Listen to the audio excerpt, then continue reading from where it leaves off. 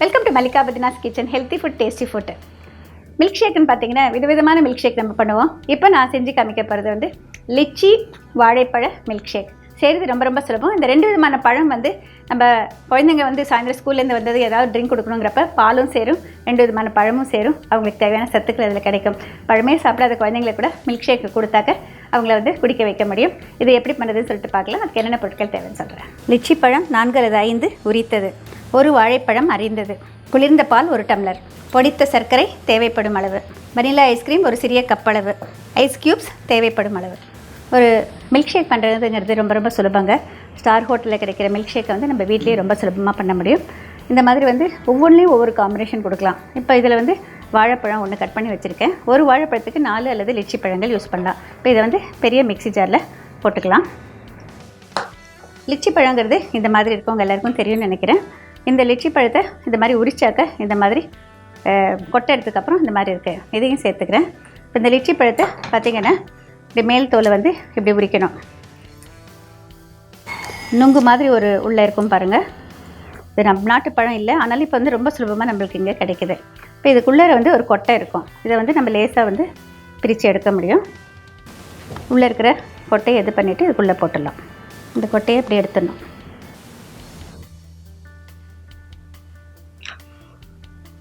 இதோட பொடிச்ச சர்க்கரை சேர்த்துக்கலாம். முதல்ல வந்து கொஞ்சம் பாலை விட்டு இதை அரைச்சிக்கணும். எப்போவுமே குளிர்ந்த பால் யூஸ் பண்ணால் தான் நல்லாயிருக்கும்.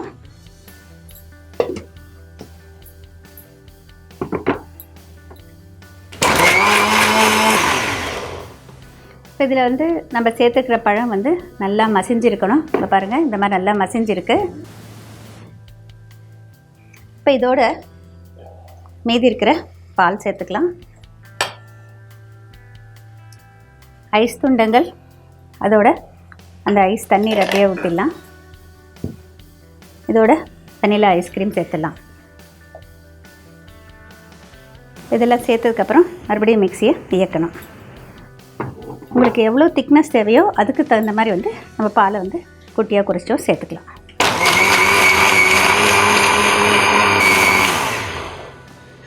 நல்ல குளிர்ந்த பால் சேர்க்குறப்ப தான் உங்களுக்கு நல்லா இருக்கும்.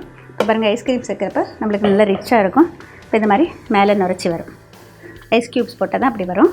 இதை வந்து ஒரு டம்ளரில் ஊற்றி பரிமாறலாம். நீங்கள் விருப்பப்பட்டால் ஃப்ரெஷ் க்ரீம் கூட சேர்த்துக்கலாம்.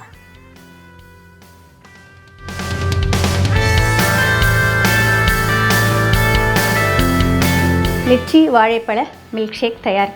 செய்கிறது ரொம்ப ரொம்ப சுலபங்க. பார்த்தீங்க இல்லையா, அந்த காம்பினேஷனெல்லாம் நீங்கள் உங்களுடைய விருப்பப்படி எந்த 2 பழம் சேர்க்கலாம். லிச்சியோட வந்து மாம்பழம் சேர்க்கலாம். ஒரு பழம் மட்டும் யூஸ் பண்ணியும் பண்ணலாம். ஆனால் 2 பழம் யூஸ் பண்ணிங்கன்னா நம்மளுக்கு ஒரு திக்காக வரும். அதே நேரம் வந்து கொஞ்சம் அதிகமாக காணும். அது நிறைய பேருக்கு நம்மளால் சர்வ் பண்ண முடியும். இந்த மாதிரி மில்க் ஷேக் பண்ணிங்கன்னாக்கா குழந்தைங்களுக்கு சாயந்தரம் ஸ்கூல்லேருந்து வந்ததுக்கப்புறம் நீங்கள் விதவிதமாக பண்ணி கொடுக்கலாம். அவங்களுக்கு தேவையான சத்துக்கள் எல்லாம் இதிலேயே சேரும். Litchi banana milkshake. This combination is really very tasty. only thing we have to use vanilla ice cream. Very simple. As usual, we have to prepare the fruit, cut it into fine pieces, add little cold milk and grind it to a paste, add powdered sugar, rest of the cold milk, vanilla ice cream, ice cubes. Blend it properly and then your milkshake is ready. It's very nutritious. We can always give it to our children when they come back from school.